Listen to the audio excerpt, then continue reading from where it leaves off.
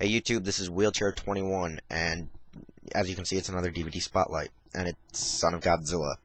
This is the TriStar release. It has both sub and dub, English and French subtitles. Um, this movie is like the midway point on the Showa era. It's pretty much where Godzilla starts to die, at least the franchise for Japan. Around 68, a lot, people were saying, let's make Godzilla be like a family man. He's more of a hero now. So they decided to give him a son.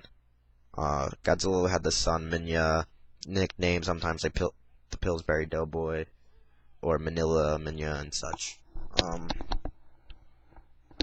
In this one, Godzilla's called there by the egg because it's ready to hatch, and he starts swimming out to get the egg, and at the same time, these guys trying to make a weather machine end up screwing up, and the weather machine like mutates the animals and plantation around the area slightly, that these giant praying mantises grow to extreme sizes, and creating Kamakiras, and then later on Kumonga, which is a giant spider that was asleep. It just made it slightly bigger. Godzilla gets on to the island and saves the kid after it just hatched. The Kamakiras is attacked the baby, and Godzilla goes in there, kills one. No, he kills two of the Kamakirases, and brings the baby back. And then sometimes he's like teaching the kid how to like grow up, while the kid's also befriending kind of like the people that work on the island. So he's like sometimes walking around, hovering over them as they're working around in their little area. And he's throwing fits when Godzilla comes leading him back when they all run hiding.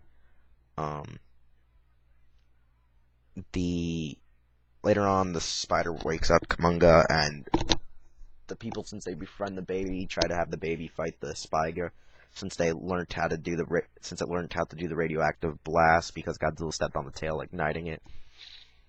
But later on, just keeps shooting smoke rings as a joke. Later on, Godzilla comes in after they're like, okay, let's try to stop the monsters by freezing them. So they get the machine to finally work and make snow all over the island, while Godzilla and the sun are fighting the spider. At this time, for the final battle, the sun actually learns how to control the nuclear blast. But in every other movie following that, the sun still does not know how to control its blast without getting its tail stepped on. So that's one of the weird things, that at the very ending, the sun learns how to shoot the blast and fire it off. And towards the end, as they're trying to get off the island while it's still getting too cold for their bodies to control, the sun eventually passes out and Godzilla goes back for it, and then they just get buried in snow, and it leads into like Destroy All Monsters, that because they were frozen, they were just able to be carted off to this other island for Monsterland.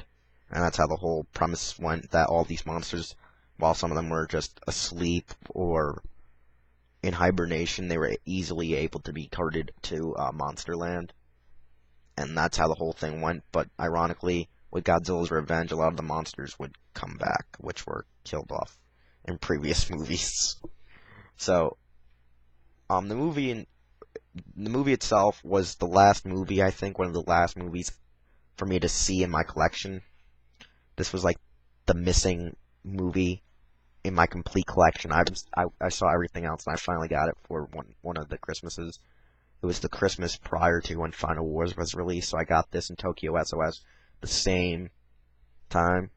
I actually stayed up all Christmas Eve night, because I got on Christmas Eve, to watch it.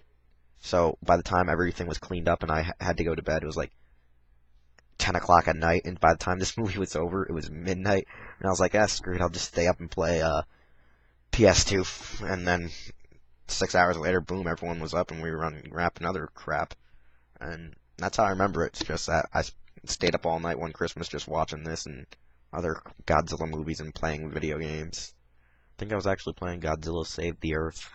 I don't remember. Most likely it was Godzilla Save the Earth. I was in the Godzilla mood. All I gotta say is that the monsters Godzilla fought were all puppets. Puppets, marionettes, Mothra wannabes. I really don't know. This one was just an easy one. It's just that it was the Holy Grail to complete, or at least it was the last piece to complete the Holy Grail. It's just one of those missing pieces that I went for almost 16 years of my life without seeing till I finally completed the series. So that was weird. It was very weird indeed. Because it was odd, because it was only shown twice in my childhood. And I missed both times to tape it and record it. So I'm lucky that now I have it, and I can see it whenever I want, which, ironically, is not as much as I used to want to see it. Because it's that bad of a movie, in my case. I like a lot of the things, like Mechagodzilla, King Kong, Ghidorah, and the Gigan's movie. Like, those are still the only favorite Showa movies I have, other than the original and Godzilla Rates Again. Like, Showa-wise, I pretty much just watched the main, like, favorite of everybody's. Like, the main populace. And pretty much everything that's, like, criticized, like, really horribly as bad Godzilla movies. Those are the actual ones I will not most likely watch. Like, Megalon, I used to watch that every day, and now I don't. Because it was something like this movie. Which I looked forward to and was like, dude, this is a pretty good movie. Then later on, I'm like, yeah, I gotta really, really rethink what I say about these movies sometimes. And that's all I gotta say about this one, is that it's good, it's bad, and he's ugly. Bye, YouTube.